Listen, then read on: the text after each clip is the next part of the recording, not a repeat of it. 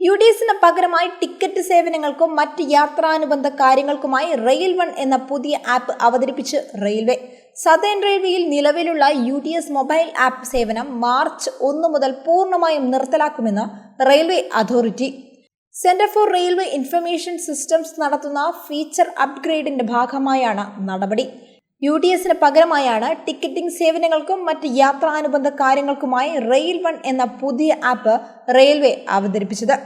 ടിക്കറ്റിംഗിനും മറ്റ് യാത്രാ സേവനങ്ങൾക്കുമുള്ള പ്രാഥമിക പ്ലാറ്റ്ഫോമായി റെയിൽ വൺ മാറും.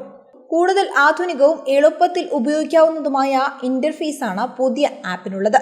നിലവിൽ UDS ആപ്പിലെ പ്രധാന സേവനങ്ങളായ സീസൺ ടിക്കറ്റ് ബുക്കിംഗ്, പുതുക്കൽ, പുതിയ user registration, platform ticket booking, wallet top up എന്നിവ ഇതിനോടകം തന്നെ നിർത്തലാക്കിയിട്ടുണ്ട്. UDS ആപ്പ് സ്റ്റോറിലോ തുടർന്നും കാണാൻ സാധിക്കുമെങ്കിലും പ്ലാറ്റ്ഫോം ടിക്കറ്റുകൾ ബുക്ക് ചെയ്യാനോ വാലറ്റ് റീചാർജ് ചെയ്യാനോ സാധിക്കില്ല. ആപ്പിന്റെ ഏറ്റവും പുതിയ പതിപ്പ് ഡൗൺലോഡ് ചെയ്താലും പഴയ സേവനങ്ങൾ ലഭ്യമാകില്ലെന്ന് റെയിൽവേ പ്രസ് ക്ലബ് കുറിപ്പിൽ വ്യക്തമാക്കി. അതിനാൽ അടിയന്തരമായി യാത്രക്കാർ റെയിൽ വൺ ആപ്പിലേക്ക് മാറണമെന്ന് റെയിൽവേയുടെ നിർദ്ദേശം.